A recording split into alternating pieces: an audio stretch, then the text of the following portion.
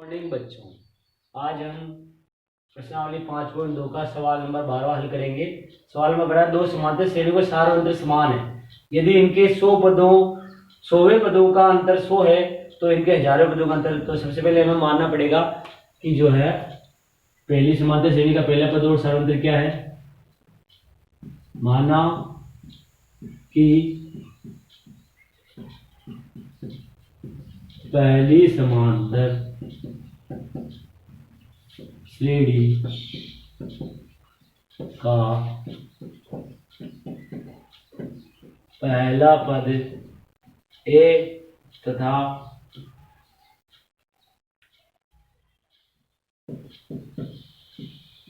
सारवंतर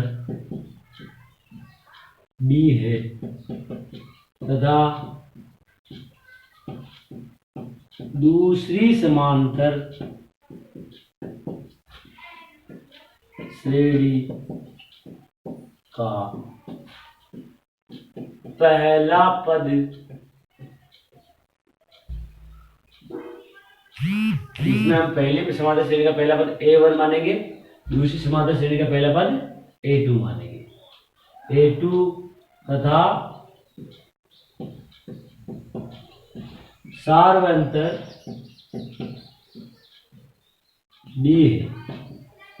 तो प्रश्नानुसार देखो हमने क्या किया, पहली समांतर श्रेणी का जिसमें दिया हुआ सवाल में दो समांतर श्रेणियों का सारवंतर समान है। अब हमें क्या करना है, दोनों समांतर श्रेणियों में सारवंतर समान लेना है। तो हमने डी डी दोनों में सारवंतर समान ले लिया। अब पहला पद हमने पहली समांतर श्रेणी का A1 मान लिया, दूसरी का A2 मान लिया। अब जो है हमारे पास क्या लिखा हुआ है, यदि इनके 100वें पदों का अंतर 100 है तो हम सबसे पहले लिखेंगे 100वां पद पहली समांतर श्रेणी का। तो A1 प्लस 99 D कैसे आया ये हम जानते हैं। समांतर श्रेणी का पद निकालने का सूत्र होता है A प्लस n-1 D। अब यहाँ हमें 100वां पद निकालना था, मतलब क्या A100 पहली समांतर श्रेणी का हमने 100वां पद निकाला तो A1 100, तो क्या आएगा ये पहला पद प्लस 100 माइनस 1 D, तो क्या आ जाएगा A प्लस 99 D। इसी प्रकार जो है ये तो हमारा इसका वो पहला पद हो गया। अब ये जो क्या लिखा हुआ है इनके 100वें पदों का अंतर, तो पहली समांतर श्रेणी का 100वां पद हो गया माइनस दूसरी समांतर श्रेणी का पद इसी प्रकार आ जाएगा। क्या आएगा A2 प्लस 99 D बराबर अंतर कितना है इनका 100, तो हम यहाँ अंतर 100 लिख देंगे। अब जो है इसको हल करेंगे। हमने क्या किया, पहली समांतर श्रेणी मतलब A1 का 100वें पद माइनस A2 का दूसरी समांतर श्रेणी A2 का 100वां पद निकाला है अंतर हमने, तो ये हमारे पास ये चीज है। अब इसको हल करते हैं। A1 plus 99 D minus A2 minus 99 D बराबर 100। 99 D से 99 D कट गया, क्या आया A1 माइनस A2 बराबर 100। अब हमारे पास A1 माइनस A2 100 आ गया है। अब आगे क्या दिया हुआ है, इनके हजारों पदों का अंतर क्या होगा, तो इनके हजारों पदों का अंतर मतलब A1 1000 माइनस A2 1000। पहली समांतर श्रेणी का हजारों पद में से दूसरी समांतर श्रेणी के हजारों पद घटाते हैं तो अंतर क्या आएगा ये हमें निकालना है। तो क्या होगा इसका हजारों पद A1 plus 999 D minus A2 plus 999 D। जैसे हमने 100वां पद निकाला था ऐसे हम हजारों पद निकाल के इस तरीके रख देंगे। तो क्या आएगा, हल करेंगे इसको A1 plus 999 D minus A2 minus 999 D। जैसे ही माइनस चला जाएगा दोनों चिन्ह चेंज हो जाएंगे। 999 से 999 कट जाएगा, क्या आ जाएगा A1 minus A2। A1 minus A2 हमने पहले ही निकाल रखा है, यहाँ पे हमारे क्या आ रहा है 100, तो हम यहाँ रख देंगे 100। इस प्रकार हजारों का रूपांतर भी क्या होगा 100 आंसर। अब हम सवाल नंबर 13 हल करेंगे। सवाल नंबर 13 है 3 अंकों वाली कितनी संख्याएं 7 से विभाज्य है। मतलब पहला पद क्या होगा, अब पहला पद निकालने के लिए क्या करेंगे, 3 अंकों की पहली शुरुआती संख्या क्या है 100, तो 100 के अंदर हम 7 का भाग लगाएंगे, तो हमें यहाँ से पहला पद मिलेगा 7 का भाग लगाते हैं 7 एकम 7, कितने बचे हैं 3, 0 7 चौक 28, कितना बचा 2। अब यहाँ पे अगर 7 बचता तो क्या होता, हमारा भाग चला जाता। अब यहाँ 2 बचा है, इसका मतलब हमारे को क्या करना है, इसके अंदर कितना जोड़ेंगे जो है हमारे 7 हो जाए, तो कितना जोड़ना पड़ेगा 5। इसका मतलब हमारी जो मूल संख्या है शुरुआती संख्या 100, क्योंकि इससे अगर अपन 2 घटाते हैं तो भी पूरा पूरा भाग जाएगा, 2 घटाने पर 2 अंकों की संख्या आ जाएगी। हमें कितने अंकों की संख्या की बात कर रहे हैं यहाँ पे 3 अंकों की, तो 3 अंकों की पहली संख्या हो जाएगी 100 प्लस 5, मतलब कितनी आएगी 105। अब 105 हमारा क्या हो गया, पहला पद हो गया। सारवंतर, सारवंतर क्या पहले से दे रखा है, संख्या है 7 से विभाज्य, मतलब 7 7 का अंतराल होगा उसमें, तो डी हमारा सारवंतर जो है वो 7 आएगा। अंतिम पद, अंतिम पद कौन सा है, अब हमारे पास 3 अंकों की संख्या के बारे में बात चल रही है, तो 3 अंकों की जो संख्या है वो संख्या अंतिम संख्या कौन सी 999, तो 999 में अपन जो है भाग लगाएंगे वापस 7 का, तो देखें क्या होता है इसमें, 7 एकम 7, 2 बज गए, 9 उतारे 7 चौक 28, 1 बज गया, 9 उतारे 7 दूनी 14, कितने बज गए 5,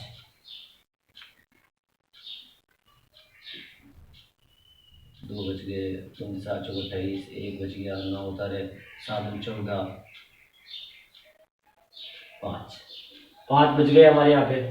तो अब ये जो 5 बज गए, अगर अपन 5 जोड़ इसमें 2 जोड़ते हैं तो 1000 से बड़ी संख्या हो जाएगी, 5 घटाते हैं तो 999 में से 5 घटाएंगे, 999 माइनस 5, तो कितना आएगा हमारे पास 994। 994 हमारी जो है अंतिम संख्या होगी, तो हम यहाँ लिखेंगे 994, ये हमारा अंतिम पद होगा जिसके अंदर जो 7 से विभाजित। अब हम 3 अंकों की संख्या में पहला पद हमें मिल गया 105 और अंतिम पद हमें मिल गया 994, लेकिन हमें ये नहीं पता कि ये पद कौन सा है। अब इस पद की संख्या निकालनी है, तो हम जानते हैं सूत्र क्या होता है, an बराबर a plus n minus 1d, ये हमारा पद निकालने का सूत्र है, इसमें मान रख देंगे an की जगह 994, पहला पद हमारे पास 105 प्लस n हमें निकालना है, d हमारे पास जो है 7 है। अब हम ये 105 को इधर भेजेंगे, 994 माइनस 105 बराबर n माइनस 1 7, तो घटाएंगे 14 में से 5 गए तो 9, फिर इधर 8 8, इधर 9 में से गए तो 8 बराबर n माइनस 1, 7 इधर भाग में चला जाएगा, 7 का भाग लगाते हैं 7 एकम 7, 1 बच गया, 7 दूनी 14, 7 सत्ते 49 बराबर n माइनस 1। ये जो है हमारा 127 बार कट गया 7 से। अब जो है एक को इधर भेजेंगे तो 127 प्लस 1 बराबर n, तो हमारे पास 128 क्या आ गया n। इसका मतलब क्या हुआ, जो है 128 संख्या है, जो 128 संख्या है टोटल, जिसमें हमारे 3 अंकों की जिसमें भाग जाता है। अब हम सवाल नंबर 14 को हल करेंगे। सवाल नंबर 14 में 10 और 250 के बीच में 4 के कितने गुणे हैं, हमें ये पता करना है कि जो है 10 और 250 के बीच में 4 के कितने गुणे हैं। पहला पद कैसे निकालेंगे, 10 के अंदर 4 का भाग लगाएंगे, 4 दूनी 8, कितना आया 2। अब 2 आया है, अगर यहाँ 4 आता तो हमारा भाग चला जाता 4 से। अब यहाँ पे कितने जो कम है हमारे यहाँ पे 2 की कमी है, इसका मतलब 2 और जोड़ दें अगर हम 10 में, तो वो संख्या आ जाएगी पहली जिसके अंदर 4 का भाग जाता है, मतलब 10 प्लस 2 कितना आया 12, तो पहली संख्या हमारे पास 12 आ गई, पहला पद हमारा क्या हो गया 12। अब अंतिम पद देखते हैं, अंतिम पद कौन, सारांतर क्या है, सारांतर हम जो 4 के गुणज मतलब 4 जो है हमारा क्या हो गया सारांतर हो गया। अब 250 के बीच मतलब 250 अंतिम पद है, 250 के अंदर 4 का भाग लगाते जाता है, देता देख लेते हैं। 4 का भाग लगाया, 4 6 24, 1 बच गया 0, 4 दूनी 8, 2 बच गया। अगर ये 2 नहीं बचता तो पूरा पूरा भाग चला जाता इसका, और अगर अपन 2 इसमें 2 और जोड़ते हैं तो भाग चला जाएगा, 2 और जोड़ते हैं तो 250 से ज़्यादा हो जाएगा, लेकिन हमें तो कम 250 के अंदर की संख्या चाहिए। तो हम क्या करेंगे, ये 250 में से घटा देंगे तो 250 माइनस 2 कौन सा आएगा 248। तो 248 हमारा हो गया अंतिम पद। अब अंतिम पद हमारे पास 248 आ गया, लेकिन हमें नहीं पता कि ये पद कौन सा, मतलब कितनी संख्याएं हैं ये पता करना, उसको बोलते हैं n। अब ये n निकालना है हमें, n निकालने के लिए क्या करेंगे, हम पद निकालने वाला सूत्र कहाँ मिलेंगे, n बराबर a plus n minus 1b। अब हमारे पास n दिया हुआ 248, पहला पद 12 है, प्लस n हमें निकालना है और d 4, 12 इधर जाएगा, 248 माइनस 12 बराबर n माइनस 1 4। तो 8 में से 2 गए तो 6, 4 में से गया 3, 236, 4 का 4 भाग में आ जाएगा इसके n माइनस 1। तो 4 पंजे 20, 3 बच गए, 4 9 में 36, 59 आया हमें। तो 59 माइनस 1 इधर आएगा तो प्लस 1, 59 प्लस 1 बराबर n। तो n बराबर कितना आया हमारे पास यहाँ पे, n बराबर आया 60। तो 10 और 250 के बीच में 60 संख्या है। अब हम सवाल नंबर 15 को हल करेंगे। क्या लिखा हुआ है, n के किस मान के लिए दोनों समांतर श्रेणियों 63, 65, 67 डैश डैश और 3, 10, 17 डैश डैश के nवें पद बराबर होंगे। तो हम यहाँ पे पहली समांतर श्रेणी का nवां पद लिखेंगे। पहली समांतर श्रेणी का nवां पद क्या होगा, an, और an होगा पहला पद। हमें सूत्र मालूम है इसका, क्या होता है, an बराबर होता है a plus n minus 1b। अब यहाँ हमारे पास an निकाला, पहला पद हमारे यहाँ पे 63 है, तो ये 63 प्लस n की जगह n रहेगा माइनस 1d, सारांतर निकाल लेंगे। 65 माइनस 63 कितना है सारांतर 2, तो हमारे पास सारांतर इसका आ गया 2। तो nवां पद आ गया इसका 63 प्लस n माइनस 1 2, ये हमारे पास इसका nवां पद है। अब हम जो है दूसरी समांतर श्रेणी का nवां पद लिखेंगे। दूसरी समांतर श्रेणी का nवां पद an बराबर पहला पद दूसरी समांतर श्रेणी का 3 प्लस n माइनस 1, सारांतर कितना आएगा 10 माइनस 3 7। तो हमारे पास दूसरी समांतर श्रेणी का nवां पद आ गया। अब क्या बोला गया है इस सवाल में, nवें पद क्या है, बराबर है। बराबर है तो दोनों पदों को हम जो है बराबर करेंगे, मतलब इसका जो है पहली समांतर श्रेणी को अगर अपन a डैश मानते हैं, दूसरी समांतर श्रेणी को a1, इसको पहली समांतर श्रेणी को मानते हैं, a2 दूसरी समांतर श्रेणी का nवां पद को मानते हैं, तो क्या आ जाएगा a1 का nवां पद माइनस a2 का nवां पद बराबर। अब हमारे पास यहाँ पे दोनों के पद दे दिए हुए हैं, तो माइनस नहीं करेंगे, बराबर करना है इनको, तो बराबर करेंगे an2।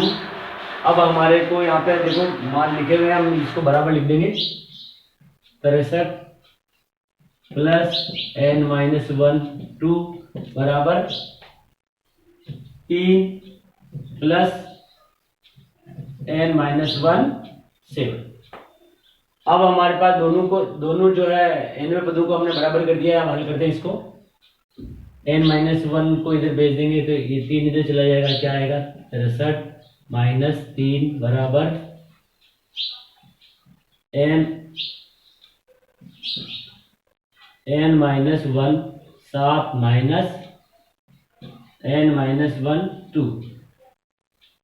63 में से 3 गए 60,